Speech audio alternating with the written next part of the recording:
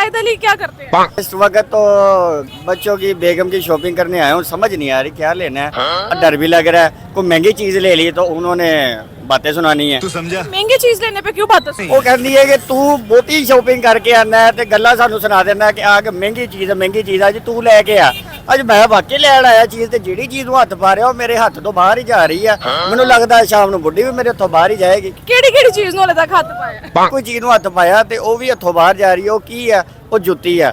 ਮੈਨੂੰ ਲੱਗ ਰਿਹਾ ਜੁੱਤੀ ਲੈਣੀ ਨਹੀਂ ਪੈਣੀ, ਘਰੋਂ ਜਾ ਕੇ ਖਾਣੀਆਂ ਪੈਣੀਆਂ। ਮੈਨੂੰ ਇਹ ਦੱਸੋ ਤੁਸੀਂ ਜੁੱਤੀ ਕਿੱਦਾਂ ਲੈਂਦੇ ਹੋ? ਮਾਰਕੀਟ ਚੈੱਕ ਕਰਦੇ ਹੋ ਜਾਂ ਸਾਈਜ਼ ਨਾਲ ਲੈਂਦੇ ਹੋ? ਨਹੀਂ ਪਹਿਲੇ ਤਾਂ ਦੇਖਦਾ ਕਿ ਮੇਰੇ ਵਾਸਤੇ ਕੀ ਕੰਫਰਟੇਬਲ ਆ। ਉਹ ਵਾਜੇ ਹੈ ਕਿ ਬਈ ਹੋ ਸਕਦਾ ਕਿ ਵਗਾ ਕੇ ਆ ਜਾਵੇ, ਹਵਾਈ ਆ ਜਾਏ ਜਾਂ ਛੜਵੀ ਆ ਜਾਏ ਜਾਂ ਬਾਈ ਹੈਂਡ ਆ ਜਾਏ।